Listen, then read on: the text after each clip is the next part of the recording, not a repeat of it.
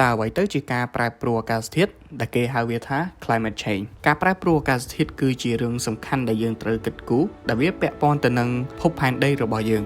ជាពិសេសជាការកើនឡើងកម្ដៅជាមធ្យមរបស់ពិភពលោកគណៈពេលដែលការប្រែប្រួលអាកាសធាតុតាមបែបធម្មជាតិក៏ចាប់ផ្ដើមមានការប្រែប្រួលខ្លាំងនៅអំឡុងពេលប៉ុន្មានឆ្នាំមកនេះដែលបច្ចុប្បន្នបញ្ហាទាំងនេះគឺមានទំនោរមកពីសកម្មភាពរបស់មនុស្សបើយោងតាមអង្គការ NASA នៅក្នុងការសិក្សានិងព្យាករណ៍ទុកថាប្រសិនបើសីតុណ្ហភាពរបស់ពិភពលោកនៅតែបន្តកើនឡើងនឹងកើនទៅដល់2អង្សាសេហួសពីកម្រិតនៃ pre-industrial ដែលមានន័យថាកម្រិតមុនសម័យឧស្សាហកម្មកើតមានគឺនៅឆ្នាំ1750ដល់1850មនុស្សជាតិទាំងមូលនឹងអាចជួបប្រទះនៅបញ្ហាដែលកើតឡើងនៅក្នុងពេលតែមួយព្រមគ្នា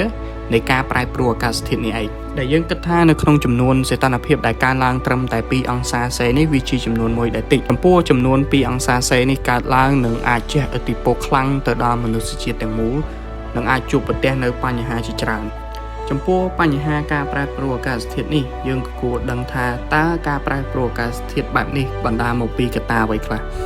ចំពោះកត្តាទី1គឺជា greenhouse effect ដែលជាផលប៉ះពាល់ពីផ្ទះកញ្ចក់ចំពោះបរិយាកាសរបស់ផែនដីរបស់យើងវាមានឧស្ម័នដូចជាកាបូនឌីអុកស៊ីត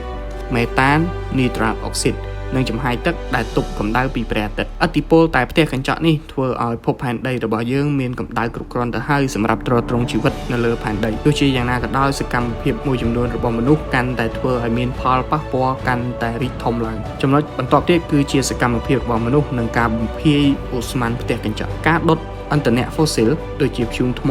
ប្រេងនិងឧស្ម័នធម្មជាតិសម្រាប់បង្កើនថាមពលនិងការកើតឡើងនៅសកម្មភាពឧស្សាហកម្មជាច្រើនដែលធ្វើឲ្យឧស្ម័នផ្ទះកញ្ចក់កាន់តែកើតមានឡើងច្រើនជាងមុនការកាប់បំផ្លាញព្រៃឈើ deforestation ប្រកាសណាស់ថាវានឹងជះឥទ្ធិពលខ្លាំងព្រោះព្រៃឈើជួយគ្រប់គ្រងអាកាសធាតុដោយការស្រូបយកឧស្ម័នកាបូនឌីអុកស៊ីតពីបរិយាកាសនៅពេលដែលព្រៃឈើត្រូវបានបំផ្លាញអត្ថប្រយោជន៍ទាំងនេះនឹងត្រូវបានបាត់បង់ដូចគ្នាហើយកាបូនដែលមាននៅក្នុងដើមឈើនឹងបញ្ចេញទៅកាន់បរិយាកាសកាន់តែបង្កផលប៉ះពាល់បន្ថែមទៀតជាឧទាហរណ៍កម្រិត CO2 កាបូនឌីអុកស៊ីតនេះបានកើតឡើងពី280 ppm part per million មុនពេលបដិវត្តឧស្សាហកម្មមកដល់នៅក្នុងបច្ចុប្បន្ននេះវាកើនដល់410 ppm ទៅហើយចំពោះមេតានគឺជាឧស្ម័នដែលមានផលប៉ះពាល់ខ្លាំងជាងកាបូនឌីអុកស៊ីតទៅទៀតហើយវាត្រូវបានបញ្ចេញពីវិស័យកសិកម្មកន្លែងចាក់សម្រាមនិងការទាញយកឥន្ធនៈ fossil ក្នុងឆ្នាំ2011ដល់ឆ្នាំ2020គឺត្រូវបានគេចាត់ទុកថាជាទសវត្សរ៍ដែលកម្ដៅក្តៅបំផុតនិងត្រូវបានកត់ត្រាទុកដោយសីតុណ្ហភាពជាមធ្យមពិភពលោកឡើងដល់ 1.1 អង្សាសេលើសពីកម្រិតមុនឧស្សាហកម្មកើតមានការកើនឡើងកម្ដៅផែនដីដែលបណ្ដាលមកពីមនុស្សបច្ចុប្បន្នកំពុងកើនឡើងនៅក្នុងអត្រា 0.2 អង្សាសេនៅក្នុងមួយទសវត្សរ៍តែយើងឃើញថានៅក្នុងប្រមាណឆ្នាំមកនេះកម្ដៅផែនដីពិតជាក្តៅមែនទែនហើយការកើនឡើង2អង្សាសេធៀបទៅនឹងសីតុណ្ហភាពនៅមុនសម័យឧស្សាហកម្មចាប់ផ្ដើមកើតមាន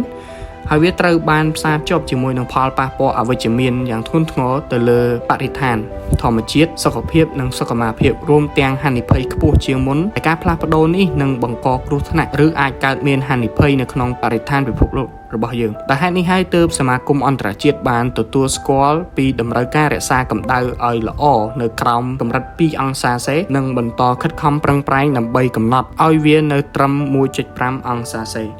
ចំពោះសីតុណ្ហភាព2អង្សាសេនេះយើងនឹងមកដឹងថាតើការកើនឡើងសីតុណ្ហភាព2អង្សាសេវានឹងជះឥទ្ធិពលទៅលើបញ្ហាអ្វីខ្លះចំពោះចំណុចទី1ដែលពាក់ព័ន្ធនោះគឺសំដៅទៅលើអាកាសធាតុដែលភពផែនដីយើងនឹងទទួលរងនៅរលកកម្ដៅដែលមានសភាពក្ដៅជាងមុនឬក៏នឹងជួបប្រទះជាមួយនឹងព្យុះជាដើមចំពោះចំណុចទី2នោះគឺការកើនឡើងនៅកម្រិតទឹកសមុទ្រដែលបណ្ដាលមកពីការរលាយនៃទឹកកកដែលធ្វើឲ្យកម្រិតទឹកសមុទ្រកើនឡើងខ្ពស់តែជាកត្តាមួយដែលបណ្ដាលឲ្យកើតមានទឹកជំនន់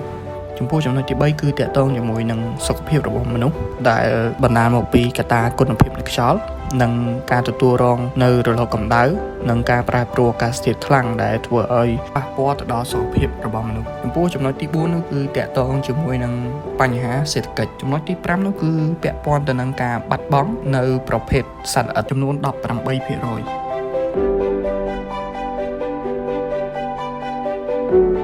ឥឡូវនេះវីដេអូរបស់ពួកយើងក៏បានឈានមកដល់ទីបញ្ចប់ហើយនេះក៏គ្រាន់តែជាការស្រាវជ្រាវរបស់ពួកយើងរាល់ពាក្យពេចន៍ខុសឆ្គងត្រង់ប្រការណាមួយក៏សូមខន្តីអភ័យទោសហើយយើងជួបគ្នាម្ដងទៀតនៅវីដេអូក្រោយ